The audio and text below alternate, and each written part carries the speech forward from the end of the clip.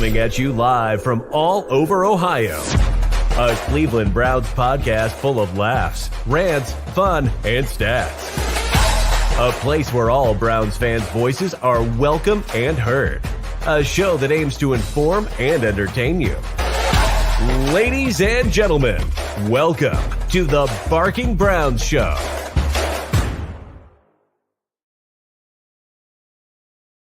What's up? It's Thursday, not Tuesday. That's weird. I don't know what's going on. Welcome into episode 94 of the Barking Brown Show. I'm Jacob. That's Nick.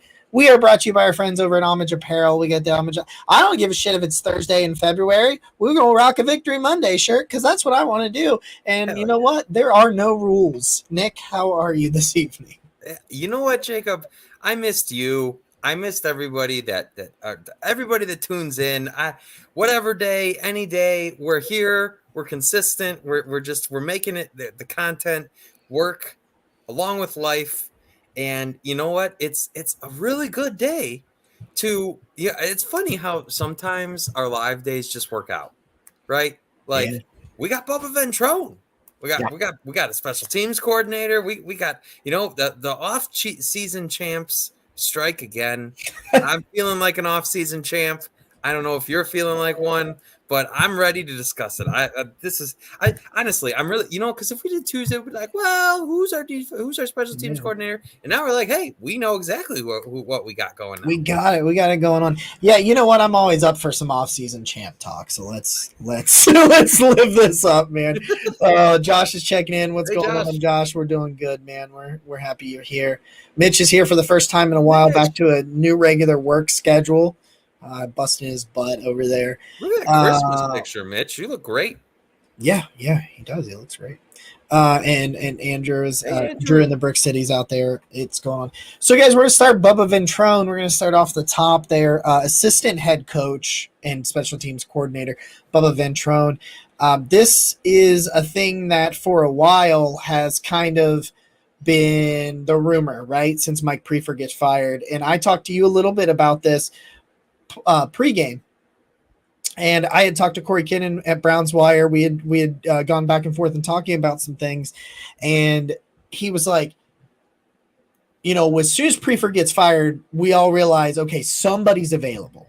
Yeah. Like because everybody questioned it. Why does it come here? Why is this coming now? Why is it here? There's a new head coach in Indianapolis, and it sounds like they were kind of waiting to see, like, is Bubba Ventrone going to potentially be brought back? And then the word was they don't think so. But he still wasn't fired or anything like that. And so there's some things going back and forth.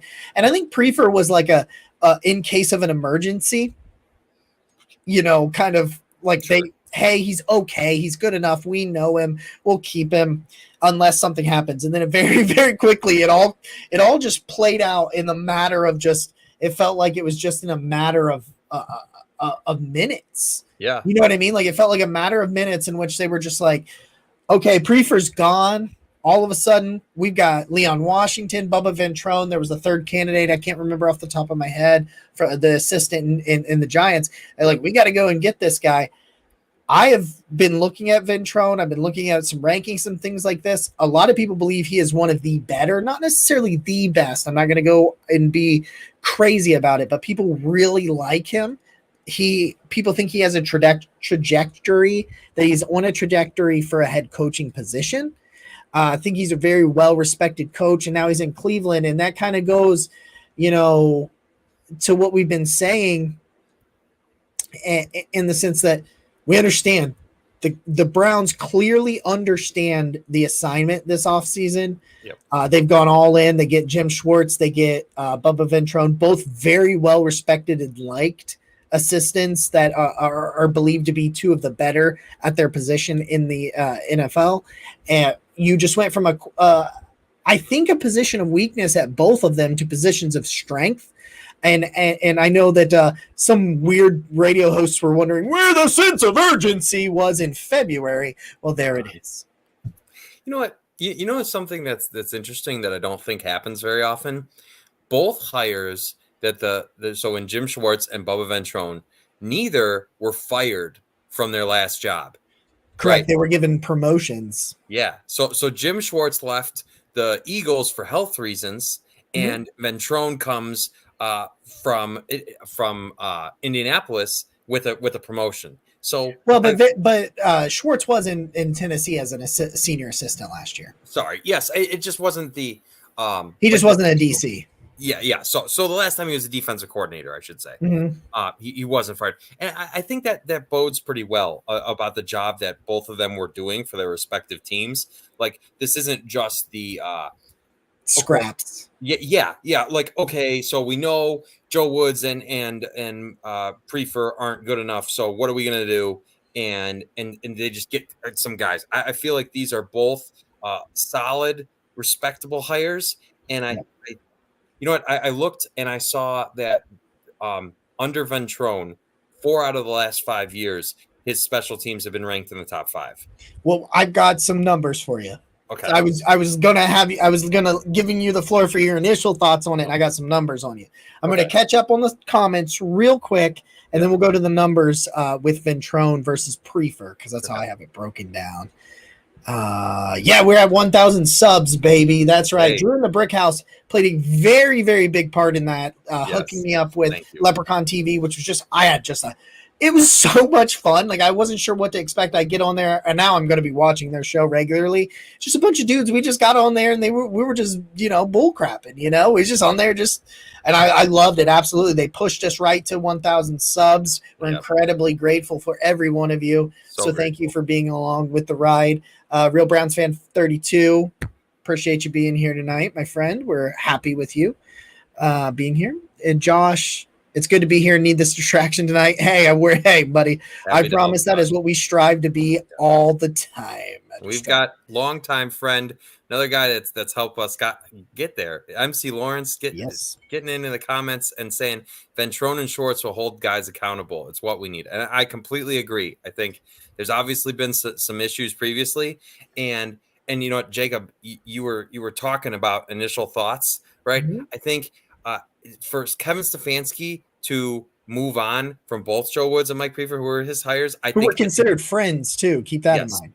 Who were considered friends. And I want to go deeper into that later, but I just, I want to say hello to MC. And I think you make a good point. It's something that the Browns clearly need. And when 2023 is so important, getting these types of hires is I'm feeling great. I'm full off-season champ. We're full. I got tweets coming. I've already planned. Woo! Hang the banner, baby. 3 years in a row. All right. So Mitch has got a question about Taylor Lewan. That's coming up later in the show. Special teams assistants. Drew asks about that. I got some things with that coming up later in the show as well for those two situations. Okay, so I want to pull these up because I think they are very important. And Pete Smith tweeted this out after the Ventrone hire. Let me see if I can find it here. Okay, so Rick Gosselin ranks, units, right? And he has ranked the special teams units overall and through there and things like that. And this is the Browns the last 3 years. So I'm going to start with 2022, 2021, and 2020. So the times that Kevin Stefanski has been here, this is where the Browns special teams ranked according to Rick. In 2022, they were 18th, which was improved because in 2021, they were 30th. And in 2020, they were 28th, according to that. I'm also going to, in just a second, pull the numbers from PFF for those rankings as well. Under Ventrone, these last 3 years, Indianapolis ranks 8th, 2nd, and 4th over that. I don't know about you, man, but like that's those numbers sound a lot better. Yeah. Yes, they do. And so, especially when you think about the special teams struggles the Browns had last year. And you know what? I know the record wasn't good, but I still the margin for the Browns season, I think we all know, is a lot smaller than that 7 and 10 record appears. And so, you upgrade special teams that significantly. That's a big deal. It's a big deal. I'm really excited about it. Yeah, I'm trying to pull up the PFF's rankings of the special teams because I forgot to do it. So Yeah, I don't really care. Oh. All right. So you get what I'm saying. Yeah, you're looking at a coach that has had a top 10 unit year in and year out over there in Indianapolis, in a team that their best season in the past 3 years was 18th in the Browns, which was actually this year. Interestingly enough, they actually ranked best in Prefer's tenure this last year, which I actually thought they were not. I thought they got worse this year, but you know what? That I would say, if I had to guess, I would imagine that the return game starting to materialize is a lot of what pushed that up.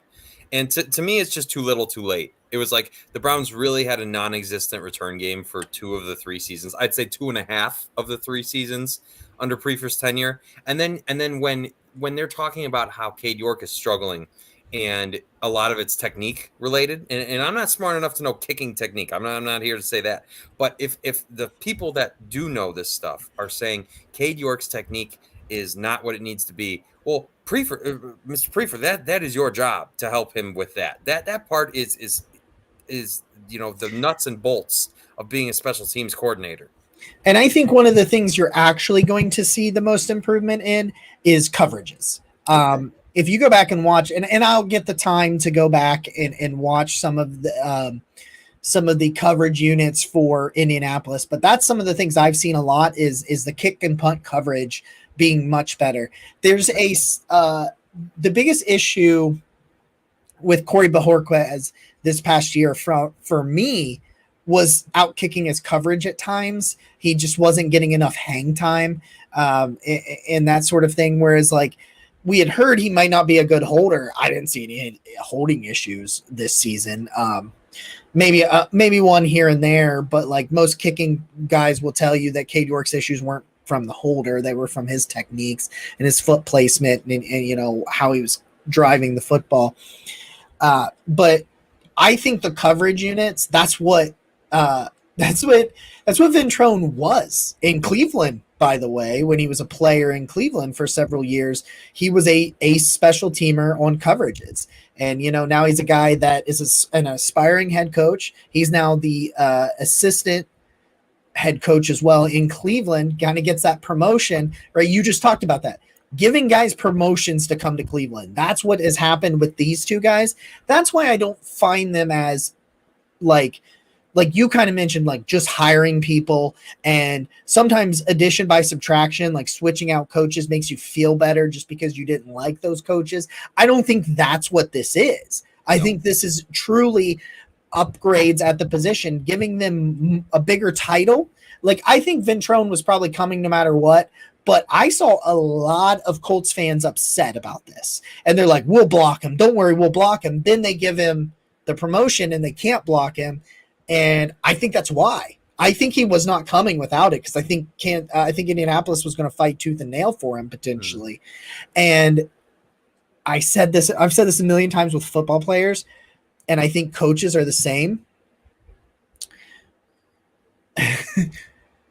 If you watch a fan base react when that player or coach or general manager, whatever, goes from their organization to you and they're furious, feel good about that. Yep. Like I think you should really feel good about that. And I've seen some people point this out. Another thing that this tells me, and I know that Corey just talked about it on Browns Wire, this is not a lame duck regime. People are talking about Jim Schwartz and now Bubba Ventrone as being set up to be the interim head coach of Stefanski Falls.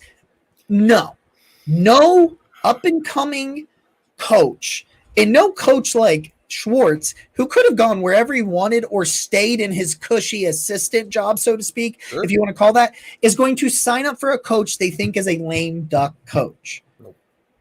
People around the league and the people signing on to come to Cleveland believe Kevin Stefanski can be / will be a good coach, or else they would not sign on to this.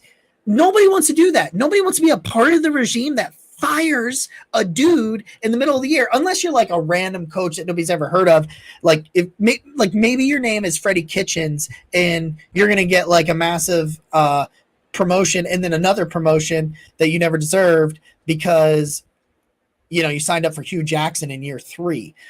That's not the same thing. It's what I'm trying to say is that you're seeing these really, like, the things I keep coming back to with these 2 hires is every time I write something, every time I read something, and every time. Ooh, did we lose Jacob? Might have lost him. I am assuming. Oh, God. Oh, I hear you. Am I back? Yeah, you're back. Look at you go. These are really well-respected coaches in the NFL. Yeah. People, everything says that. You know what I mean, though? Like, everything you read and listen to, they say very well. Like, they just. Oh. Because I know you want to dive deeper into some of these things, but Ben Bloom just moved from run game coordinator to defensive line coach, and I'll talk here in a little bit about what I think that means. Really well respected in the defensive assistants coaches circles, and so you're bringing people in that other people are like, yeah, I like this guy. I think too, it's important to say, like, okay, so on one hand, you could say, oh well. I've seen some people detracting, saying, "Well, Ventrone doesn't care because he's got the assistant head coach title, and so that's going to help him in the future." Well, that title doesn't mean a whole lot of anything if they're not successful, right? Nobody wants a dude who has just been named assistant head coach to keep ascending if he's not coming from a place of success. Yeah. So when Bubba signs up to come to the Browns, it's because he believes in the Browns. And I think you can say the same thing for Jim Schwartz, right? These guys are not coming to and saying to themselves, okay, well, this is just going to be a 1-year stop, right? That doesn't make any sense. I don't think anybody that is interested in their long-term career in the NFL, and I know Schwartz is a little bit older, but Ventrone is young. Ventrone's 40. So my point is he's got a long-term future in the NFL. You're not trying and setting your long-term future up if you're saying, okay, well, most likely they're going to fail in Cleveland anyway, so I'll just go there for a year, get my title, and we'll see what happens after that. Like that doesn't make any sense. So he's 40. Yeah. Okay, so he's 40.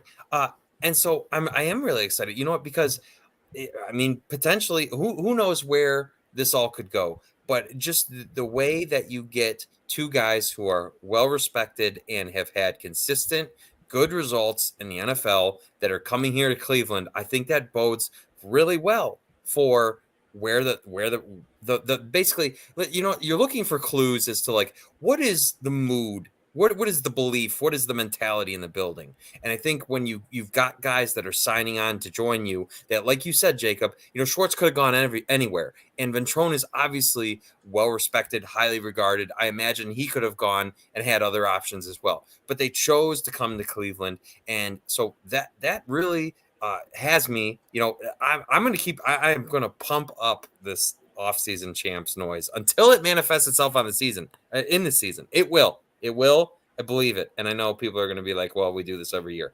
And I understand that. But there's only so many good moves you can make until finally you break through. I refuse to believe anything else. I refuse.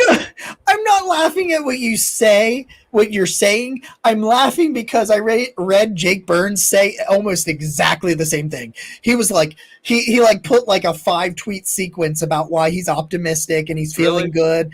And at the end, he just was like, well, oh no, they wrote me in again. You know what I mean? And I was just like, yeah. And I responded to him and I was like, yeah, every damn time. Like it happens. And then you go on the exact same like statement, tangent, rant, whatever you want to call it, but essentially the same thing, not the same wording. But I just started laughing because I was thinking about it as you said it. I was like, yeah, okay. So here we are. That's the Bubba Ventrone talk. That is the special teams coach. I think it is a massive, and I don't know, man. It's a massive get. Like I texted my dad that those numbers, right? Those rankings, the special teams rankings, and I send it to him, and he was just like, "I'll take it." Like it was like it got my dad's stamp of approval. So here we are. You know what, Jacob, before we move on from special teams, I wanted to run this by you because I was listening to some people talk about the Browns today, and they were talking about Jakeem Grant and how recently Jakeem talked, and he like really he was like, I'm so excited to be back.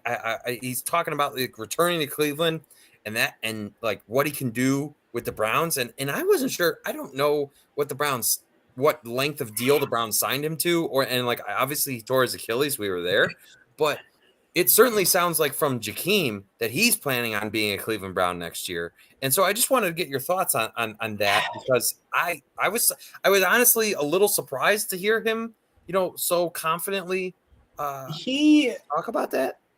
He's got like a $3 million cap hit. Okay. And he's 30 coming off of a torn Achilles. And listen, I'm 32. So if I had a torn, I'm not really on the same level of never mind. Like, yeah, of course you would. You stub your toe and you stay home from work. You free over $2 million if you cut him. Mm-hmm. I just don't see it. Could he come into camp?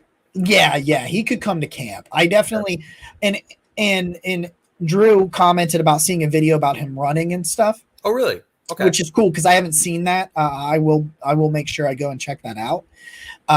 But I could see him coming to camp. He's just one of the easiest ways to free cap. Him and Joe Haeg, like I really like Joe Haeg, the offensive lineman as well. But both of them, you cut both of them, you have next to no dead cap, and you'll get nearly $5 million once you cut both of them. And I just don't.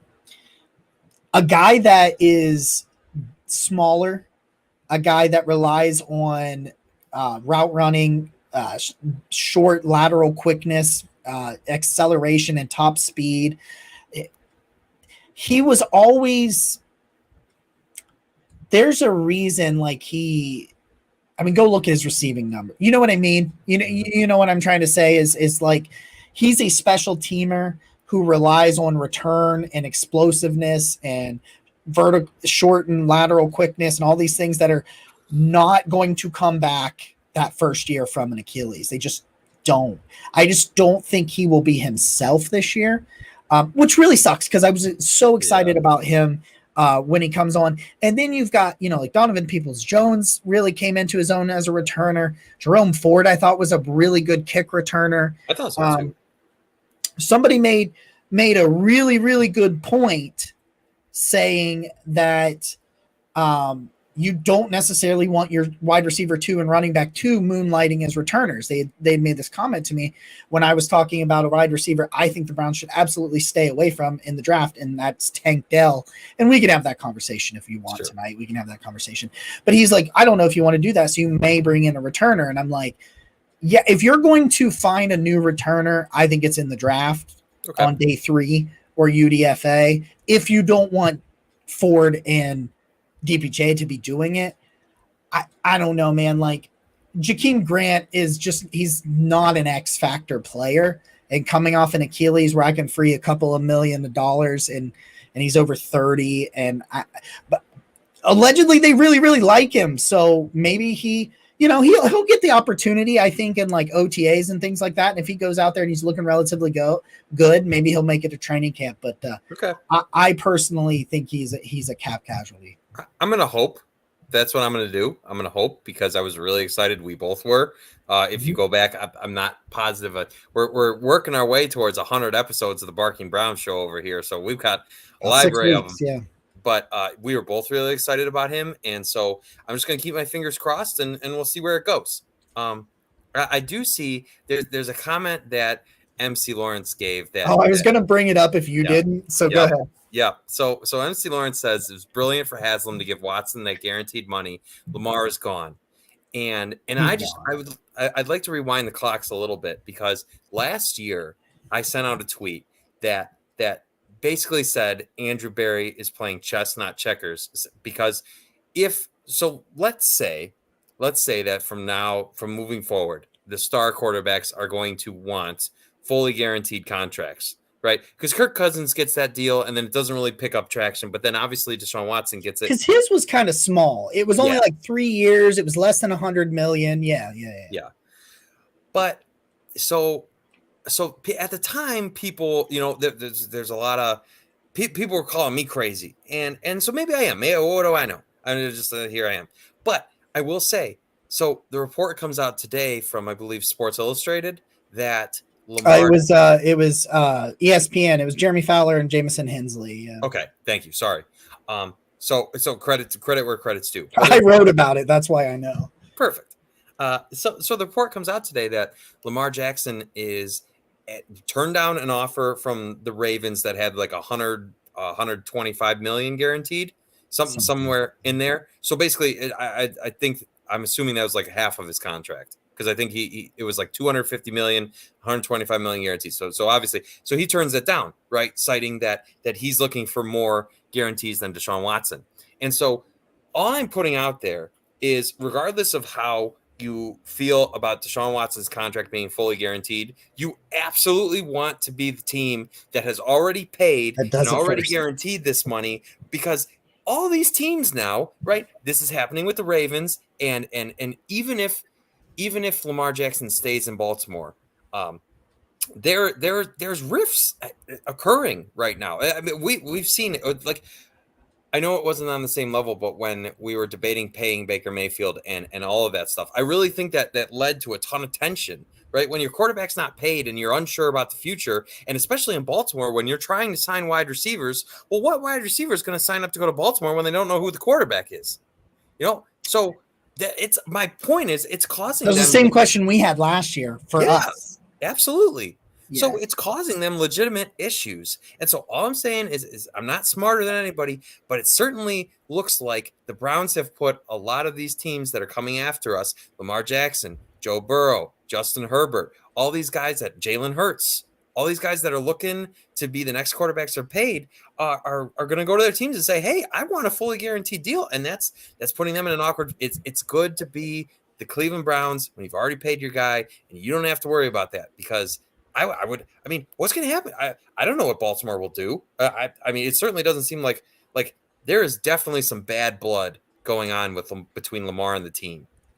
I think it's a tag and trade. I mean, and I've seen a lot of that. And then recently, as today unfolded, more and more came out around that situation where it was like the report did end up getting followed up with, he wants a fully guaranteed contract bigger than Deshaun Watson. Yeah. And I mean, it's out there. Yeah, they offered him 133 guaranteed of a $250 million deal. And he's like, I want all guaranteed and I want it more. And I don't blame him, man. Like, dude's a former MVP. He's an electric talent when he's healthy. He's become a better passer. Rather, I don't know if you can win a Super Bowl with Lamar Jackson. I don't know. I really don't. And I'm not going to say one way or another, but I'll say you win a lot of football games with Lamar Jackson. Sure, At minimum, you're winning a lot of football games with Lamar Jackson. And take it from a dude that has been in quarterback purgatory for the entirety of my fandom, outside of like the one really good Brian Hoyer year. That was a lot of fun. The one Derek Anderson year before it just went absolutely south.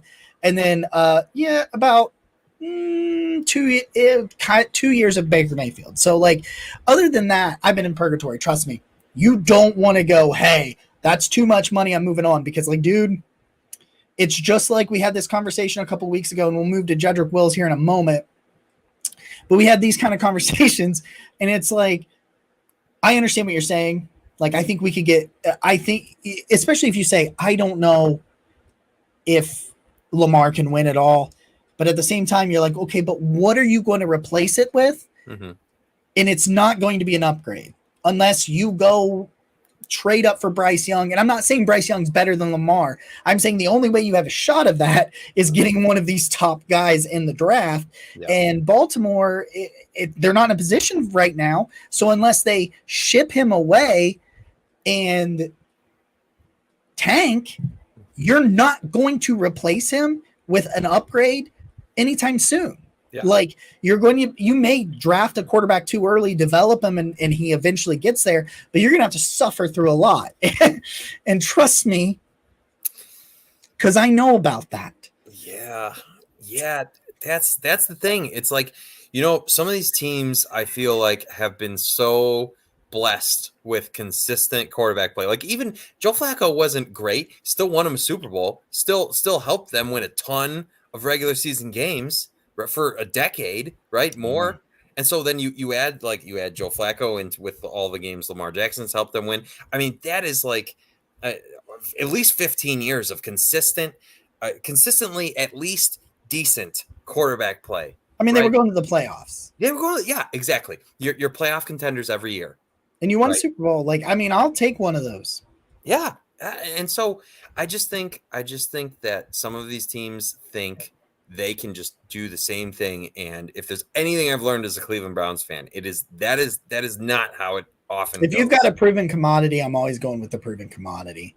Especially a quarterback specifically, because there is no position more important than having that dude. And I understand, Lamar has dealt with injuries and obviously as he ages, he's not going to be the same athlete, but there's no denying that dude is a difference maker for them. And you can ship him away and get a whole haul of picks. And if there's anyone that knows it better than we do, it's that those picks do not mean anything until you hit on them. If you hit on them, right? They can look amazing, right? All those picks Houston has of ours right now, look like a massive haul, right? But the pressure is now on Houston to hit on them. And when you're looking at a lot of good GMs that I'm not sure what the average hit rate is of your first round pick, but it's certainly not 100%. I was just listening to a podcast talking about picking up 5th-year options of the 2020 draft. Okay. There was a lot more no's than yes. Let's put it that way. In the first round, too. Yep. Good luck with that. I'd rather be Cleveland. I really would. I do not envy, and so we'll see where all of this goes. It's really nice to just have the drama and all that spotlight be on somebody else. Yeah, for right now, I'm sure something will happen. All right, we will shift focus here a little bit. We're going to talk about Jedrick Wills, and we're going to talk about the war that was Wednesday. Ooh, Wednesday on Brown's Twitter. I participated in some a little bit. There was some pettiness on my side, which I later apologized for. Nobody saw the apology, though, by the way. Just everybody saw. You were pretty tame. Honestly, you were pretty tame, I thought. I just laughed. Yeah. Anyway. It's silly season. So Taylor Lewan gets cut. I am okay with people wanting to move on with Jedrick Wills. I don't agree necessarily, but I understand where you're coming from. I understand the effort concerns. I've got the effort concerns. I do. I understand that you think he's lazy, and I understand that you think that he doesn't move his feet, and sometimes he doesn't. I mean, that there are a lot of technical and I think it's mental, because the want to doesn't always seem to be there for him. When you watch him put it together, go watch some of his pass sets as a rookie. Like, there was some teach tape there. Like, he has got the ability. And I think that's what's so incredibly frustrating with Jedrick Wills is I think overall he's an average tackle. If you're talking overall, I think they are an average tackle. He's an average tackle overall, but you've got these plays that get highlighted. You get all these negatives that are highlighted. And I get it.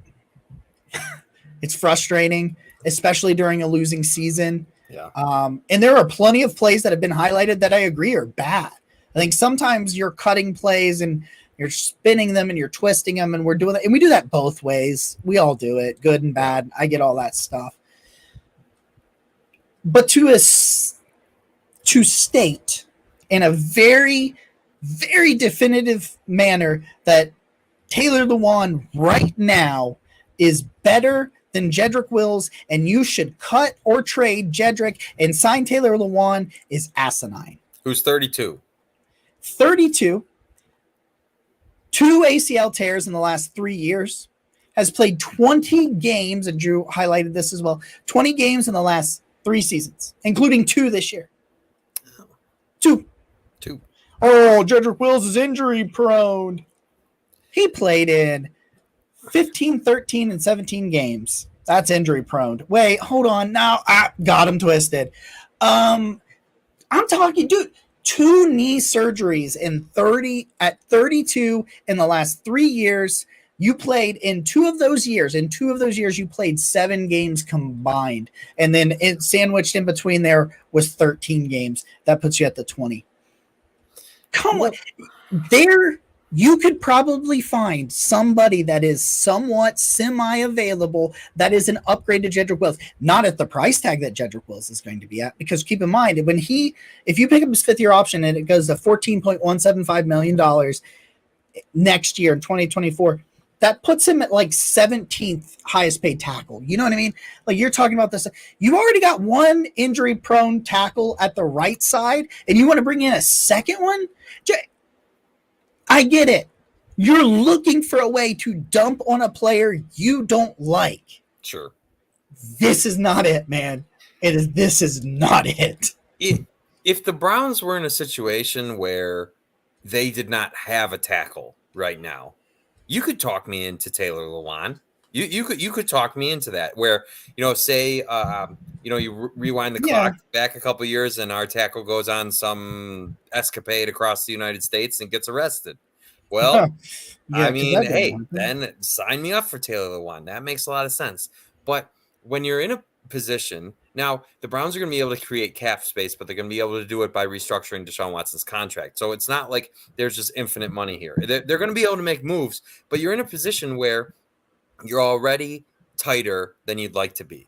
And you've already got a guy on the roster who, I'll be honest. I'm not Jedrick Wills' biggest fan. I'm not his biggest fan. The general mood on him isn't high, but I still recognize the fact that he's giving you serviceable tackle play on a rookie deal.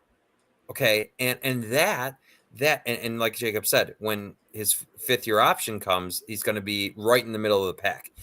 I think the Browns absolutely have to continue with that, unless, like, and you know what? I do want to give Jedrick Wills a little bit of credit too, because we're talking about how many games he's played. Most of the time, it feels like Jedrick has been playing through ankle injuries, right? And as someone who has broken both twice, the more you hurt him, the worse it is, right? And so I gotta commend him for playing through. And yes, the body language looks bad sometimes, and yes, the effort can be questionable at times too. I understand that, but I do think that when you look at his overall body of work, he's at least serviceable, and he's not a guy like. I don't think if the Browns have no options, yes, fine. The Taylor one makes a lot of sense to you, but Jedrick is still 24. There's still a chance.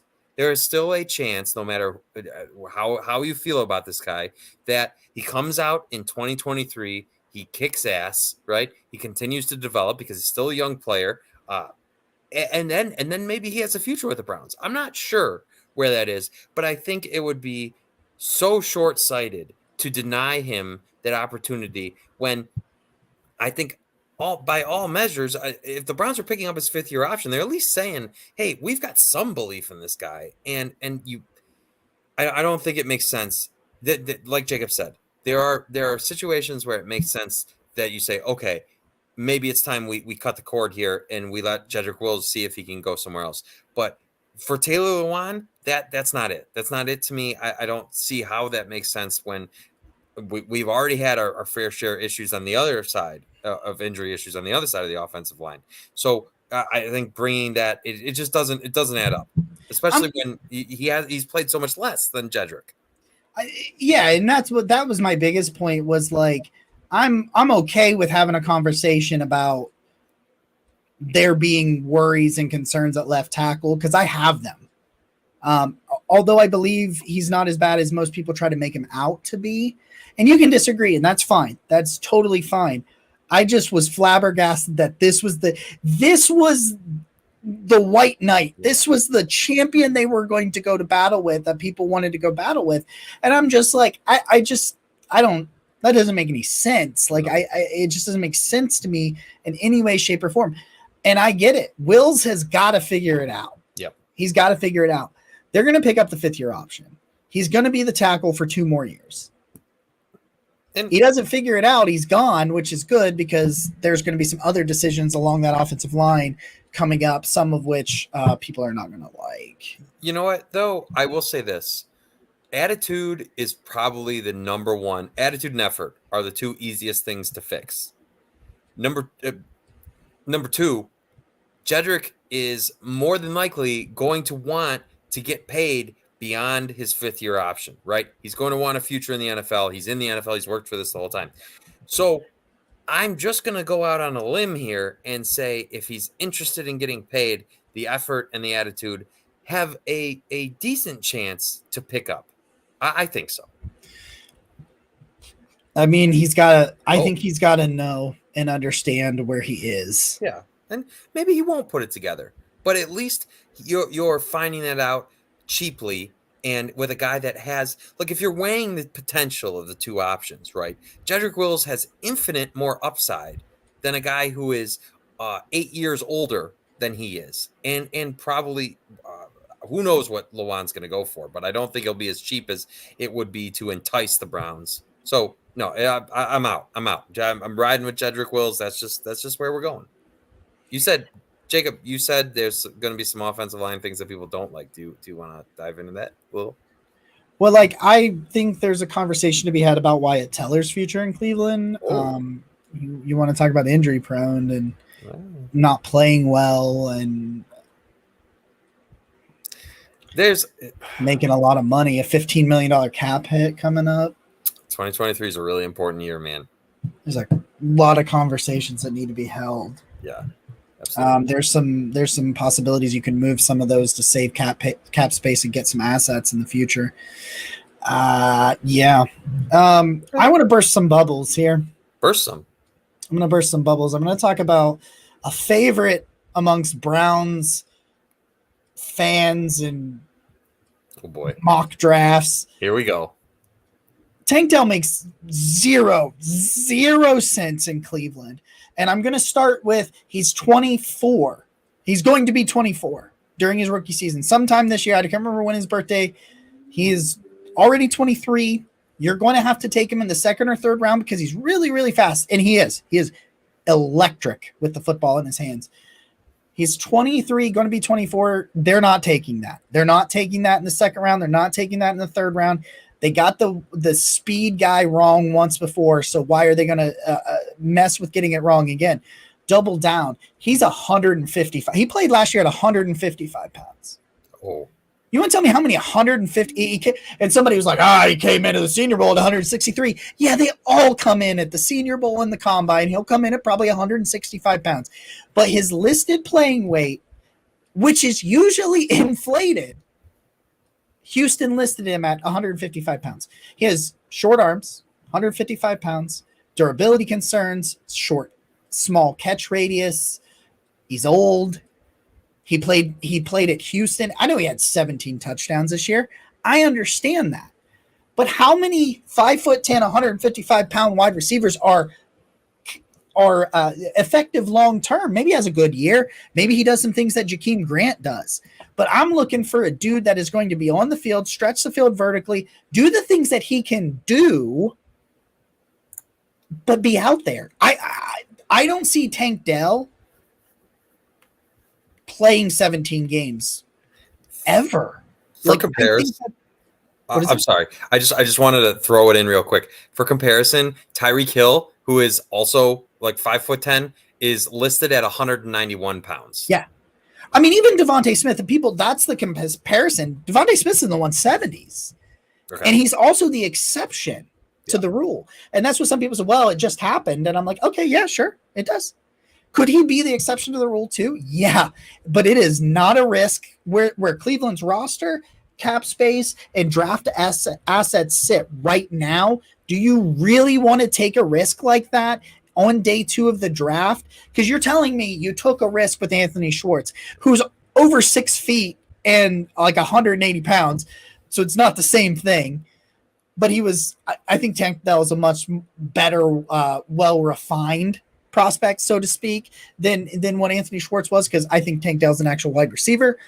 But oh man, you talk about these risky, we're going to do this. All they see is PFF put him up here in the top 30 prospects. He runs really fast. He does what we want. Come on, dude. He's 23. He's going to be 24. He's 155 pounds with short arms. Stop.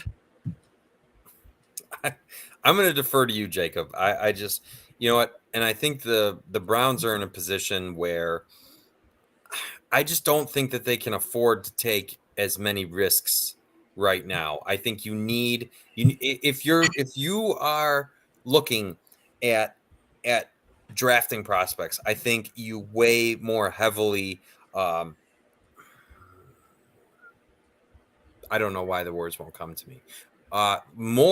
You probably lean a little bit more towards a safer pick. Yes, safer. I don't know why. Why couldn't I think of the word safer? Why? Well, I don't know. But all I know is that you look at Anthony Schwartz, and yes, every draft prospect is different. I just think that you're not in a position where you can swing for the fences when your capital is a little more limited, and you very much need to produce in 2023.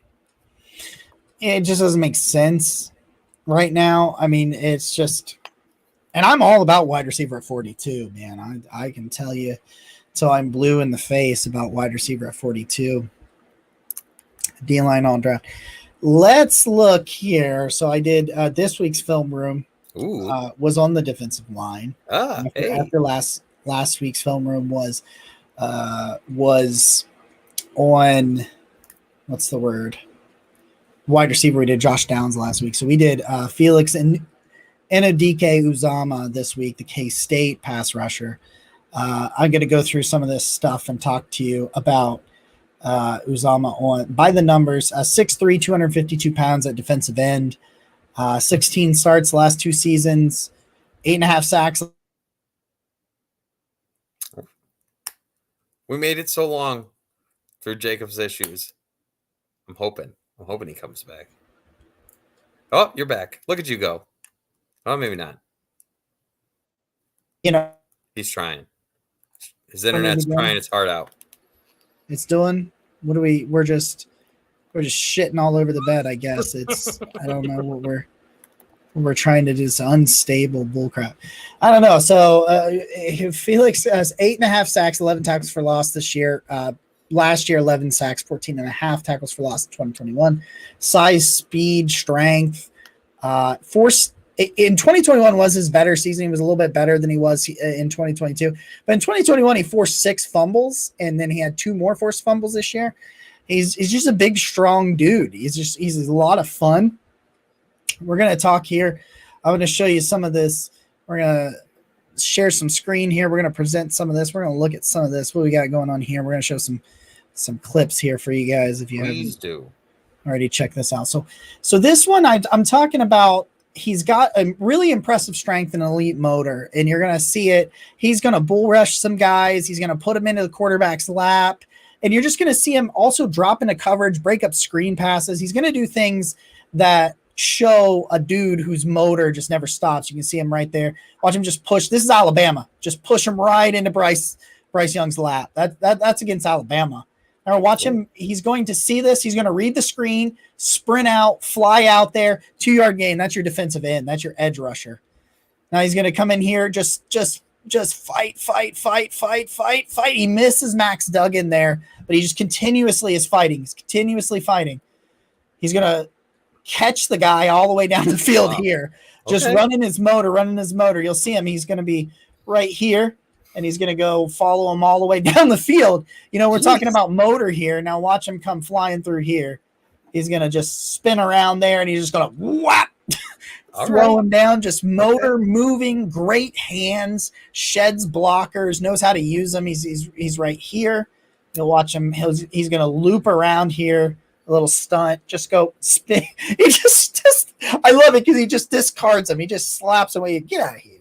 I don't need you. He's like, I'm done with you. I don't need you. I'm going to slide you around. So there he is as a relentless rusher. I think he's a better run defender.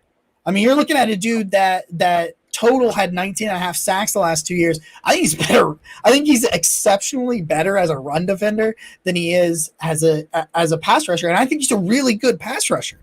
And you're looking at this guy that he sets the edge and he makes just a big impact in the run game.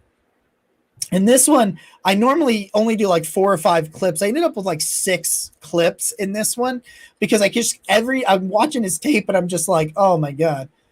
And you'll see him there on the left side, obviously highlighted. He's just going to play it, slide, jump, get it. And you'll see him here. And I'm going to continue to do this here. I'll watch him here. Just, I see it detached. He can get off. He peels off. This is a really big one. I love this one. He's fighting through. He spins around, looks for the ball, finds him, throws him down. Like, just, you'll see him right here. Watch him. He goes, I see the ball. He spins, his awareness, his situational awareness to find the ball, hit it, put him down. Oh my God, I love it. Now here he is. He's coming through here. Just fight, spin, fight, gets him. Look at this. Just watch everything he does on this play. He's right here. He's getting doubled. He spins. He fights. He's getting held. He fights through. He makes a play. At the top of the ball right here, he's just going to You make me feel like the world is so full of possibilities when we watch draft film, Jacob. Just, oh man, just so strong. Great hands. Watch this. You're on the 3-yard line. Watch him here. No. No. He just shoves the guy over to the side. You can see him. He's right here. He's just going to shove him over, set the edge, lurch, got him. Nothing. Sign me up. I'm sold. Here he is right here. Watch him. He's going to dive through here. Boom, safety. Yeah, look at that. He shoots the gap on the inside here. He's right here. He just shoot all the way through here, and he's going to be still being hit by this guy. Watch him. He's going to slip. This guy's got to hold him, hold. He's being held, and he got a safety. That's how big and strong this guy is. Like, are you kidding me? I think 100% that Felix I just can't say his name because I'm just terrible at it. Anadike Uzama is an absolutely beautiful glove seamless fit for the Cleveland Browns defense and what they want their defensive ends to do opposite Myles Garrett. I'm really looking forward to, so it was like last year, we especially heard Jacob talk a lot of prospects and, we went back and forth, but now this year, look at us upgrade. We got film. We got Jacob. So the victory laps, if the Browns draft one of these guys and they really pan out, it's going to be so much fun to revisit these episodes. So Jacob, I love what you do with the draft room. You know what? It's so exciting to think about what the Browns could add when you really put it into concrete. Yeah. Right in front of us like that. Yeah, and I've always wanted to do these sorts of things, and I have a lot more access to film this year than I did in the previous year, especially.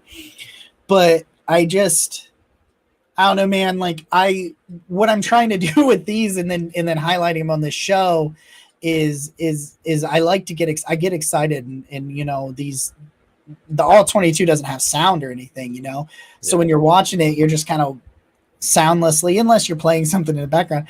But like I watch this stuff and I'm like, oh yeah. And as soon as that happens, it's like I gotta tell everybody about this. And you're over here, you're scribbling it down. You're like, because like I'll do that too. I go back through the film when I do these cut-ups and it takes a lot longer than I care to admit to make those 2 1 minute and 30-second clips. But like I'll take notes. I'll just be watching, right? I just be watching. And I'll take notes as I go. And then all of a sudden, I'm just like, what was that? 10-minute mark. I need to. There's this clip with Josh Downs, and we didn't get to talk about Josh Downs because we didn't do a show after that film room, where like he catches the ball here, and there's like some defenders, and they try to, make a triangle, and he just goes, and just shoots right through all of them, and I'm like, and nobody's here, And I'm like, did you see that? Like nobody's here to see it, but I love the draft is eternal hope. And I think that the way free agency and the draft lines up this year, and I've said it before, but I really think what the Browns need, this draft has. And what the Browns need free agent wise, this class has. There's no wide receivers that I won't really. I like Robert Woods. I wrote a piece about Robert Woods. I like Robert Woods. He doesn't solve the speed and vertical issues that they have. But this draft has so many players like, Enrique Uzama that would just go in here, start day one.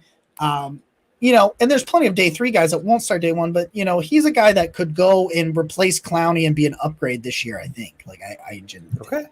No, Jacob, you know what? We obviously had some special team stuff to talk about today. We had some free agency stuff to talk about today, but I think as we move forward, we're going to do more and more. And especially, you're obviously you're way up here with draft knowledge. I'm working my way up there, right? I'm going to ride your coattails right up to knowing prospects and breaking down all this stuff with you. So I love the clips you do, man. And you know what? Thank you, because I was already feeling good entering the show, off-season champs.